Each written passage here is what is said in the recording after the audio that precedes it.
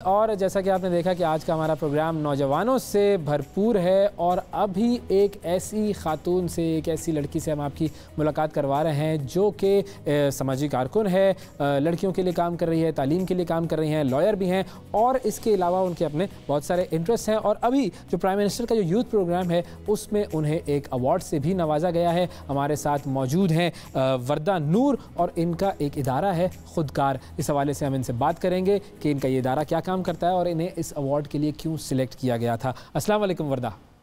अस्सलाम वर्दा, बहुत शुक्रिया प्रोग्राम के लिए आपने वक्त निकाला। सबसे पहले आपको मुबारक भी हो कि आपको जो प्राइम मिनिस्टर यूथ अवार्ड मिला है। थोड़ा सा अगर हमें आप अपने बैकग्राउंड के बारे में, बल्कि खास तौर पर लैया के बारे में भी बताइए, क्योंकि बहुत सारे लोग लैया के बारे में नहीं जानते, तो थोड़ा सा बैकग्राउंड अगर आपका होगा तो लोगों के लिए फ़ायदेमंद होगा। अच्छा, पहले अपना बता दूं तो मेरा ताल्लुक दोबारा आपको पता है लैया से ही है और मैं अभी करंटली लॉ कर रही हूँ लाहौर लम्ब से। और उसके साथ लैया के बारे में अगर बताऊं तो लैया जनूबी पंजाब का एक ज़िला है जो कि अभी तक तरक्की के हवाले से बहुत पीछे है, जहाँ पे गुर्बत काफ़ी ज़्यादा है। लेकिन अब आने वाले सालों में और पिछले कुछ सालों में काफ़ी ज़्यादा वहाँ पे काम किया गया है। और लैया की खसूसियत ये है कि वहाँ पे आपको दरियाए सिंध और सहरा दोनों देखने को मिलते हैं। बिल्कुल। तो मेरे ख्याल में ये हसीन इम्तजाज बहुत कम इलाकों में पाया जाता है कि एक तरफ आपके पास दरिया भी बह रहा है और दूसरी साइड से आपके पास चौबारा जैसा इलाका है जहाँ पे रेगिस्तान है और सहरा है। और उसकी जो हिस्ट्री है वो भी काफ़ी कदीम है। लैया के बारे में कहा जाता है अभी तक वो इमारतें वहाँ पे मौजूद हैं कि पिछले जो कदीम अंग्रेज़ों के आने से पहले वाले साल थे तो उन दिनों काफ़ी मजहबी हम आहंगी पाई जाती थी।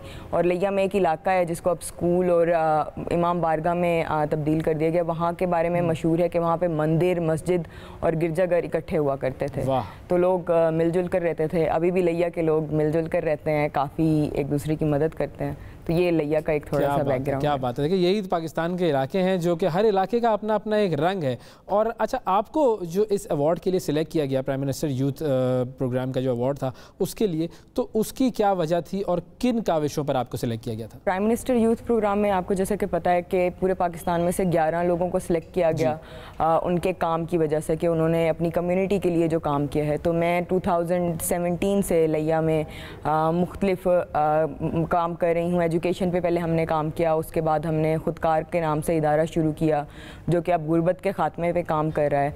तो मेरे उस सारे जो पिछले 5 साल की जर्नी है जिसमें हमने लैया में मुख्तलिफ यूथ के लिए जॉब अपॉर्चुनिटीज़ क्रिएट की, उनको हमने एक रास्ता दिखाया कि जो अपॉर्चुनिटीज़ लाहौर, इस्लामाबाद और बड़े शहरों में लोगों को बैठे बैठे मिल जाती हैं वो लैया के लोग किस तरह से अवेल कर सकते हैं, वहाँ पर हम किस तरह से लोगों को लेके जा सकते हैं कि वो भी आगे बढ़ें। तो उस 5 साल की जो एक मैं कहूँगी खिदमत थी लैया के लिए, उसकी वजह से मुझे उस अवार्ड के लिए नॉमिनेट किया गया कि उस खिदमत को का एतराफ़ किया जाए और बताया जाए।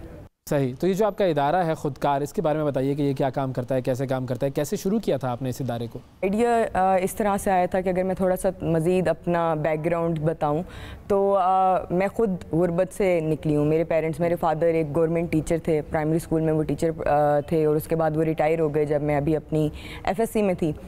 तो उसके बाद से ज़ाहिर है काफ़ी माली हालात मुश्किल थे और अपॉर्चुनिटीज़ भी इतनी ज़्यादा नहीं थी।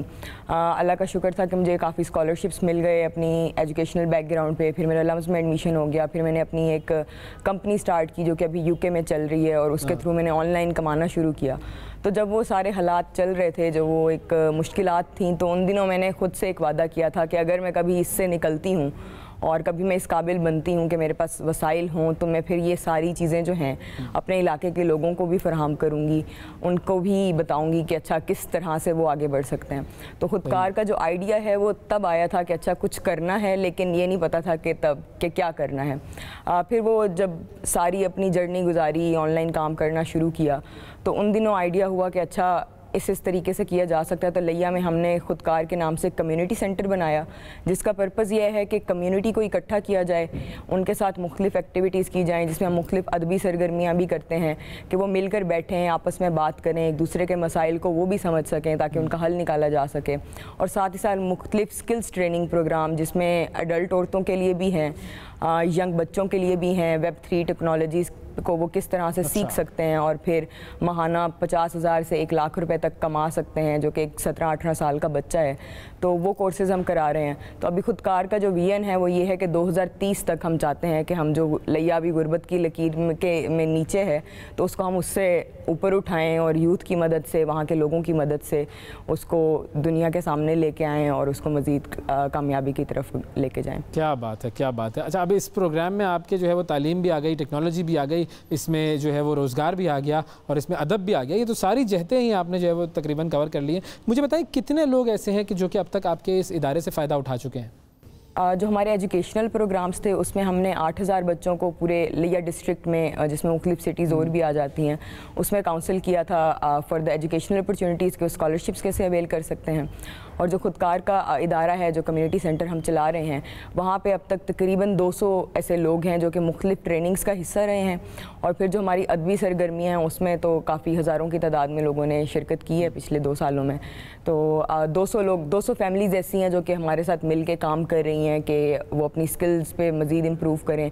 उनमें से काफ़ी सारे बच्चे हैं जो अभी ऑनलाइन कमा भी रहे हैं, काफ़ी सारे बच्चे हैं जिनको फिर मुख्तलिफ प्रोग्राम्स में लैपटॉप इनाम में भी मिले हैं और अब वो अपनी फैमिलीज़ को सपोर्ट कर रहे हैं। और इस साल अब मज़ीद हमने 40 बच्चों को इनरोल किया है जो कि अब मज़ीद 2 साल के लिए हमारे साथ ट्रेनिंग करेंगे और फिर वो फर्दर आगे जाएंगे। सही, तो ये जो ट्रेनिंग्स हैं ये सारी आप मुफ्त देती हैं? जी, ये ट्रेनिंग्स फ्री ऑफ कॉस्ट हैं। उसमें हमारा लेकिन उनसे एक वादा होता है कि जब एक बच्चा पढ़ के ग्रेजुएट हो जाएगा तो या तो फिर वो कुछ अरसे के लिए अपना टाइम वॉलंटियर करेगा किसी एक और बच्चे को तालीम देने के लिए, या फिर वो अगर ख़ुद वॉलंटियर नहीं कर सकता तो किसी और जिसको हमने हायर करना है ट्रेनिंग्स के लिए, उसकी जो फ़ी है वो पे करेगा कि एक और बच्चा उसकी जगह पे, जिस तरह से वो फ्री पढ़ के गया है तो उसकी जगह पे एक और बच्चा उसकी तरह से फ्री पढ़े और फिर ये सिलसिला नेकी का इसी तरह आगे चलता रहे। सही, यानी इसको कहते हैं वो जो long term connectivity, life time connectivity, पूरी ज़िंदगी का राब्ता आपके इदारे के साथ जुड़ जाता है उन लोगों का। अच्छा, लड़कियों के लिए ख़ास तौर पर किस तरह के इनिशिएटिव्स हैं जो कि आप कर रही हैं? जी बिल्कुल, लड़कियों के लिए जो हमारा है स्पेसिफिकली हमारा एक स्टिचिंग सेंटर है जहाँ पे अडल्ट औरतें आती हैं और वो लड़कियाँ जो कि शायद तालीम नहीं हासिल कर सकी और आगे नहीं जा सकी और उनके लिए मुश्किल है कंप्यूटर पे आना, टेक्नोलॉजी सीखना, तो उनको हम स्टिचिंग और एम्ब्रॉयडरी में ट्रेन कर रहे हैं। और हमारा पर्पज़ ये है कि वो जो प्रोडक्ट्स बना रही हैं, अभी मैंने ये जो ड्रेस पहना हुआ इसकी एम्ब्रॉयडरी भी उन्हीं औरतों ने की है। अरे वाह। और हमारा अभी पर्पज़ है कि वो जो औरतें हैं कि जो प्रोडक्ट बनाएं हम उसको एक्सपोर्ट करें, एक्सपोर्ट लेवल का हम प्रोडक्ट वहाँ पे क्रिएट करें। तो वो औरतें एक तो वो काम कर रही हैं, उसके साथ साथ जो हमारा डिजिटल स्किल्स ट्रेनिंग का प्रोग्राम है उसमें भी हमारा 50% कोटा होता है कि 50% लड़कियाँ होती हैं और 50% लड़के होते हैं। वाह, अच्छा, लिया में तो आप काफ़ी मशहूर हो गई हैं। आपका पॉलिटिक्स में आने का तो इरादा नहीं है? अभी तक तो नहीं है, लेकिन क्योंकि अभी तक मुझे लगता है कि शायद अगर मैं पॉलिटिक्स में गई तो ये काम रुक जाएगा और वो सियासी जंग छिड़ जाएगी। बिल्कुल। तो अभी तक तो इरादा नहीं है, लेकिन देखते हैं क्या हालात बनते हैं। क्या पता मुझे कल को लगे कि शायद पॉलिटिक्स में आने से मैं बेहतर सर्व कर सकती हूँ, तो अगर तो हालात ने इजाज़त दी बेहतर सर्व करने की सियासत में आके तो सियासत की तरफ जाएंगे, वरना इसी काम को जारी रहे। बिल्कुल सही। अच्छा, आपकी जो कहानी है उसमें एक इंस्पायरिंग बात यह है कि आपके माली हालात सही नहीं थे, फिर आपने एक कंपनी बनाई, फिर उससे आपने अर्निंग करना शुरू की और उसके बाद आप ये पूरा जो सिलसिला है वो अपना आगे बढ़ाने में कामयाब हुए। ये कहानी जो है वो मुझे सुननी है। जी ठीक है। अच्छा, हमारा जो कंपनी है ये एक एजुकेशन की कंपनी है, एडटेक की, जिसमें अभी तो हम उर्दू लैंग्वेज पे फोकस कर रहे हैं। अच्छा। कि जो उर्दू एज अ ज़ुबान उस पर बहुत कम काम हुआ है कि उसे एज अ ज़ुबान सिखाया जाए।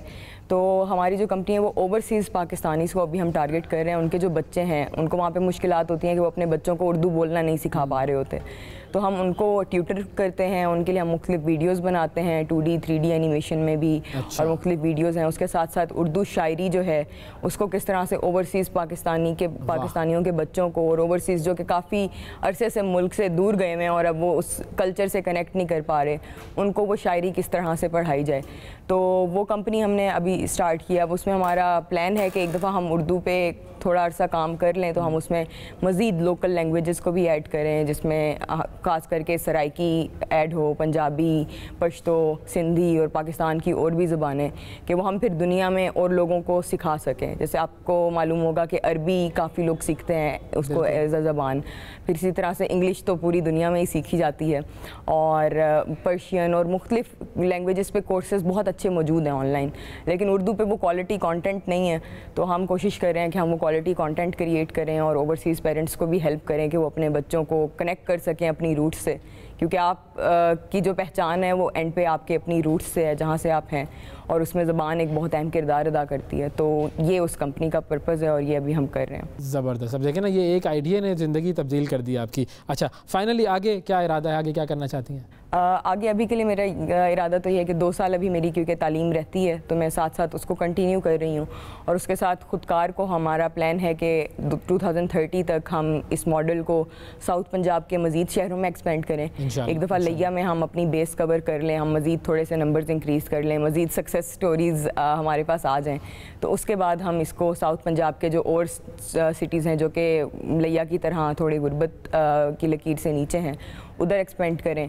और उर्दू और के हवाले से वही है कि वो इस तरह से सिलसिला चलता रहेगा, उसमें टीम भी है साथ, तो वो टीम उसको मज़ीद लैंग्वेजेस में इम्प्रूव करती रहेगी। तो आने वाले 10 सालों में मेरा जो ख्वाब है वो ये है कि हम लिया को लाहौर, इस्लामाबाद या मे बी दुनिया के इंटरनेशनली जो सिटीज़ हैं उनके मुकाबले में ला के खड़ा करें, और लोग फिर लिया की मिसाल दें कि वहाँ से लोग ये काम कर रहे हैं। इंशाल्लाह इंशाल्लाह ये आपका ख्वाब ज़रूर पूरा होगा, और आप ही जैसे नौजवान हैं जो ख्वाब देखते हैं और उन ख्वाबों की ताबीर के लिए मेहनत करते हैं, और ये ख्वाब ज़रूर पूरे होने चाहिए। बहुत शुक्रिया अदा करेंगे हम वर्दा आपका। नाज़रीन, आपने सुना क्या ख्वाब है वर्दा का और किस तरीके से ये ख्वाब पूरा करना है इन्होंने, और इसी तरीके से जो नौजवान हैं ये इनसे भी सीख सकते हैं, और इनका जो ख्वाब है वो अपने शहर के लिए है। आप भी अपने अपने शहरों के लिए, अपने अपने गाँव के लिए ये ख्वाब देख सकते हैं।